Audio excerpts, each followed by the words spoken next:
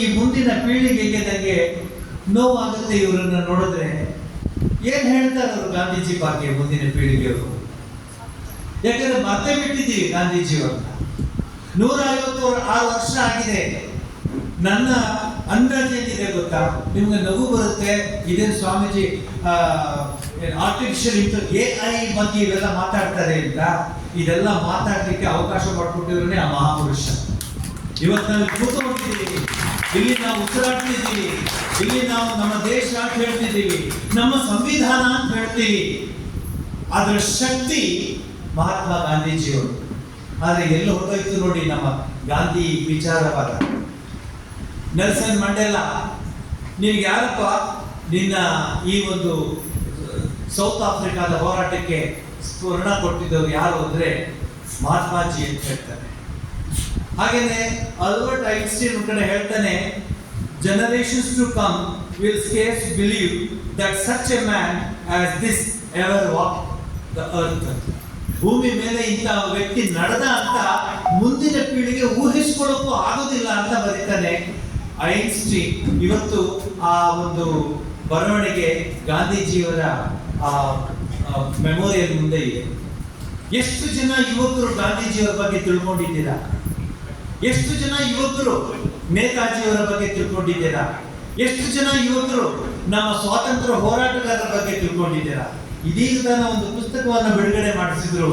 ತುಮಕೂರು ಜಿಲ್ಲೆಯ 140 ತುಮಕೂರು ಜಿಲ್ಲೆ ಸ್ವಾತಂತ್ರ್ಯ ಹೋರಾಟಗಾರರ ಹೆಸರನ್ನೆಲ್ಲ ಇಟ್ಟು ಅವರ ಜೀವನ ಚರಿತ್ರೆಯನ್ನು ಕೊಟ್ಟಿದ್ದಾರೆ. ಎಂತಹ ಅದ್ಭುತವಾದ ವಿಚಾರಧಾರೆಗಳಿದೆ.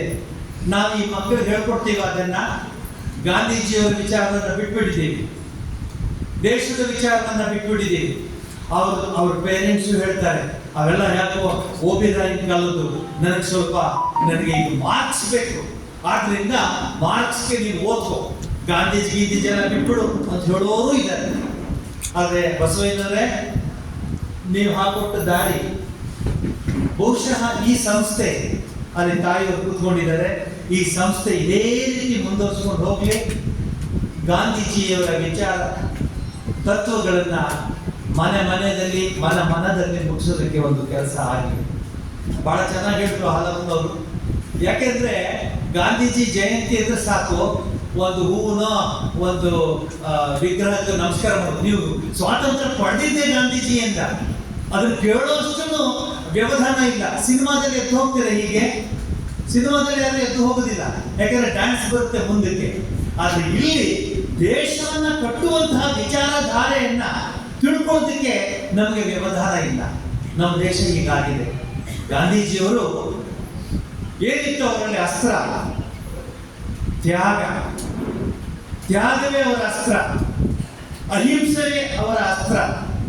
ಎಂತೆಂಥ ಮಹಾತ್ಮರು, ಎಂತೆಂಥ ಮಹಾರಾಜರು, ಎಂತೆಂತಹ ವರ್ಲ್ಡ್ ಲೀಡರ್ಸ್ ಗಾಂಧೀಜಿ ಮುಂದೆ ಎರೆಹುಳದ ತರ ಕಾಲಕ್ಕೆ ಬಿದ್ದುಬಿಡ್ತಾ ಇದ್ರು. ಇದೆಲ್ಲ ತಿಳ್ಕೊಳ್ಬೇಕಲ್ವ ನಾವು? ಭವಿಷ್ಯ ಭಾರತವನ್ನು ನಿರ್ಮಾಣ ಮಾಡಬೇಕಾದ್ರೆ ಸಿನಿಮಾ ಆಕ್ಟರ್ದು ಜೀವನ ತಗೊಂಡ್ರೆ ಆಗೋದಿಲ್ಲ. ಯಾವ ಸಿನಿಮಾ ಆಕ್ಟರ್ದು, ಯಾವ ಮ್ಯೂಸಿಷಿಯನ್ದು ನಾವು ತಗೊಂಡ್ಕೊಂಡ್ರೆ ಆಗೋದಿಲ್ಲ. ನಾವು ತೆಗೆದುಕೊಳ್ಬೇಕಾದ್ರೆ ಇಂತಹ ಮಹಾತ್ಮರು. ನಾವು ಅವ್ರ ಬಗ್ಗೆ ಹಾಲಪ್ಪನವರು ತುಂಬಾ ಸೂಕ್ಷ್ಮವಾಗಿ ಹೇಳಿದ್ರು. ನನಗೇನು ಭಯ ಇಲ್ಲ, ಗಟ್ಟಿಗೆ ಹೇಳ್ತೀನಿ. ಅನೇಕ ಒಂದು ರೀತಿಯಲ್ಲಿ ಪ್ರಚಾರ ಬರ್ತಾ ಇದೆ ಗಾಂಧೀಜಿಯವರ ವಿರುದ್ಧವಾಗಿ. ಅವ್ರು ಹೀಗೆ ಮಾಡಿದ್ರು, ಅವ್ರು ಹಾಗೆ ಮಾಡಿದ್ರು. ಅರೆ ಸ್ವಾಮಿ, 2.5 ವರ್ಷ ಜೈಲಲ್ಲಿದ್ದು ನಿಮ್ಮ ಸರಿ ಅಭ್ಯಾಸ ಮಾಡ್ಕೊ. 2.5 ವರ್ಷ ಜೈಲು. ಅವ್ರು ಹೇಳಿದ್ರು ಯಾವುದೇ ರೀತಿಯ ಮೀಡಿಯಾ ಇರಲಿಲ್ಲ ಆಗ. ಅಲ್ಲೆಲ್ಲ ನೌಕಾದಲ್ಲಿ ಕೂತ್ಕೊಂಡು ಗಾಂಧೀಜಿಯವರು ನಾವು ಉಪವಾಸ ಮಾಡೋಣ ಅಂದ್ರೆ ಕೇರಳದಲ್ಲೋ ಅಥವಾ ರಾಮೇಶ್ವರದಲ್ಲೋ ಜನ ಆಗಲಿ ಅಂತ ಹೇಳುವಂತ ಶಕ್ತಿ ಗಾಂಧೀಜಿಯವರಿಗಿತ್ತು. ಕೋಟಿ ಜನ ಗಾಂಧೀಜಿಯವರ ಮಾತಿಗೆ ಬೆಲೆ ಕೊಡ್ತಾ ಇದ್ರು. ಯಾಕೆಂದ್ರೆ ಸತ್ಯ ಮತ್ತು ಅಹಿಂಸೆಯ ಆ ಶಕ್ತಿ. ಆದ್ರೆ ಎಲ್ಲಿ ಹೋಯ್ತು ಈಗ ಅವೆಲ್ಲ? ನಿಮಗೆ ಗೊತ್ತಾಗ್ತಾ ಇದೆ.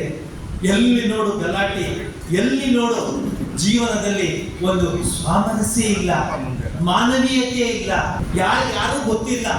ನಮ್ಮ ದೇಶದ ಬಗ್ಗೆ, ಆಮೇಲೆ ನಮ್ಮ ಪಕ್ಕದಲ್ಲಿರೋರಿಗೆ ಗೊತ್ತಿಲ್ಲ ಯಾರಿದ್ದೀವಿ ಅಂತ. ಎಂತ ಸ್ಥಿತಿ ಬಂದ್ಬಿಟ್ಟಿದೆ ನಮ್ಮ ದೇಶ. ಪಕ್ಕದಲ್ಲಿರೋರಿಗೆ ಗೊತ್ತಿಲ್ಲ. ನಮ್ಮ ದೇಶ ಹೇಳ್ಕೊಳಕ್ ನಾವು ನಾಚಿಕೆ ಆಗುತ್ತೆ.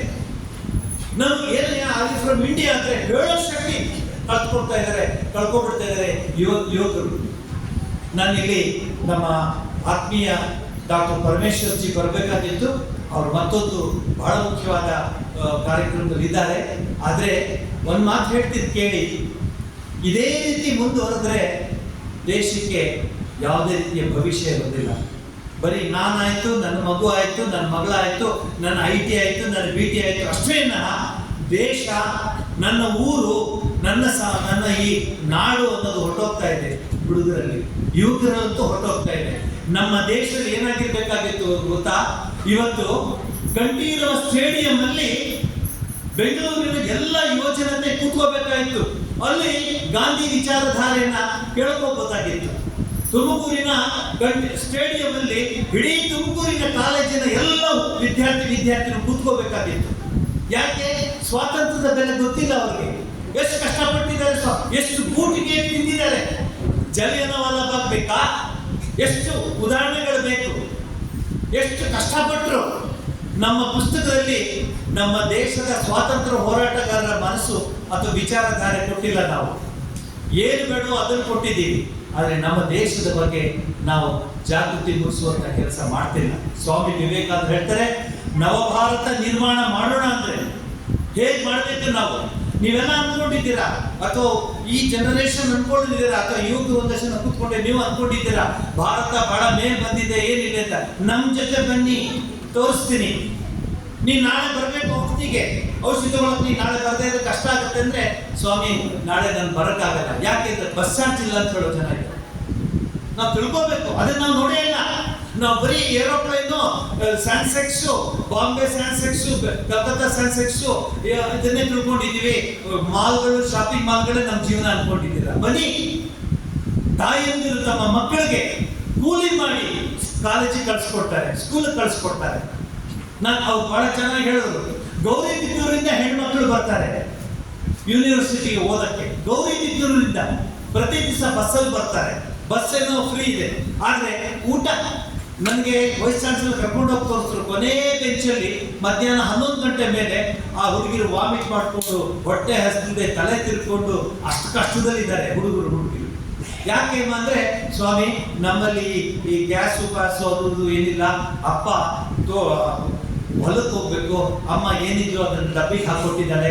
ಆ ಡಬ್ಬಿಲಿರೋ ಅನ್ನ ನಾನು ಯೂನಿವರ್ಸಿಟಿಗೆ ಸೇರೋವರೆಗೆ ಬಸ್ಸಲ್ಲಿ ಅಲ್ಲಾಡಿ 1 ಗಂಟೆ ತೆಗೆದಾಗ ಗಪ್ ಮತ್ತೆ ವಾಸನೆ ಬರುತ್ತೆ. ಸ್ವಾಮಿ ಊಟ ಇಲ್ಲ ನನಗೆ ಅಂತ ಹೇಳೋ ಹೆಣ್ಮಕ್ಳು ಎಷ್ಟು ಜನ ಇದ್ದಾರೆ ನೋಡಿದ್ದೀರಾ ನೀವು? ಗಾಂಧೀಜಿಯವರ ವಿಚಾರಧಾರೆಯಲ್ಲಿ ಒಂದು ತಿಳ್ಕೊಳ್ಳಿ, ನಮ್ಮ ದೇಶವನ್ನು ಪ್ರೀತಿಸಬೇಕು, ನಮ್ಮ ಜನರನ್ನ ಪ್ರೀತಿಸಬೇಕು. ಗಾಂಧಿ ತತ್ವವನ್ನ ಏನಾದರೂ ನಮ್ಮ ಶಾಲಾ ಕಾಲೇಜುಗಳಲ್ಲಿ ಶಿಕ್ಷಣದಲ್ಲಿ ಅಳವಡಿಸ್ಕೊಂಡಿದ್ರೆ ಇವತ್ತು ನಮ್ಮ ದೇಶ ಶಾಂತಿಯ ದೇಶವಾಗ್ತಿದೆ. ಯಾಕೆ ಅಶಾಂತಿಯ ನಾಡಾಗ್ತಿದೆ ನಮ್ಮ ದೇಶ? ನೀವೇ ನೋಡಿ, ಎಲ್ಲೋಡು ಜಗಳ, ಎಲ್ಲೋಡು ಬೆಂಕಿ ಹಚ್ಚೋದು, ಎಲ್ಲೋಡು ಕಲ್ಲು ಹೊಡೆಯೋದು. ಯಾಕೆ? We have forgotten to teach them humanism. We have totally forgotten. ಮಾನವೀಯತೆಯ ಆ ವಿಚಾರಧಾರೆಯನ್ನು ಹೇಳ್ಕೊಡೋದಕ್ಕೆ ಮರ್ತ್ಬಿಟ್ಟಿದ್ದೀವಿ ನಾವು. ಯಾವ ರೀತಿ ನಾವು ಹೊಸ ದೇಶವನ್ನ ಕಟ್ಟೋಣ ಹೇಳಿದ್ದೀವಿ. ಈ ಮಕ್ಕಳನ್ನ ನೋಡಿದ್ರೆ ನನಗೆ ತುಂಬಾ ನೋವಾಗುತ್ತೆ. ನ್ಯೂಕ್ಲಿಯರ್ ಏಜ್ ಅಲ್ಲಿ ಇದ್ದಾರೆ, ಆದರೆ ಅದು ಅವ್ರಿಗೇನು ಶಾಂತಿ ಸಿಗೋದಿಲ್ಲ. ಶಾಂತಿ ಸಿಗೋದು ಗಾಂಧಿ, ಮಹಾವೀರ, ಬುದ್ಧ ಇವರ ವಿಚಾರ ತತ್ವದಲ್ಲಿ ಶಾಂತಿ ಸಿಗುತ್ತೆ ವಿನಃ ಆರ್ಟಿಫಿಷಿಯಲ್ ಇಂಟೆಲಿಜೆನ್ಸ್ ಅದೇನು ಸಿಗೋದಿಲ್ಲ. ಮಾರ್ಕ್ಸ್ ಸಿಗುತ್ತಷ್ಟೇ ಕ್ಲಾಸ್ನಲ್ಲಿ, ಆದರೆ ಜೀವನಕ್ಕೆ ಏನು ಸಿಗೋದಿಲ್ಲ. ದಯವಿಟ್ಟು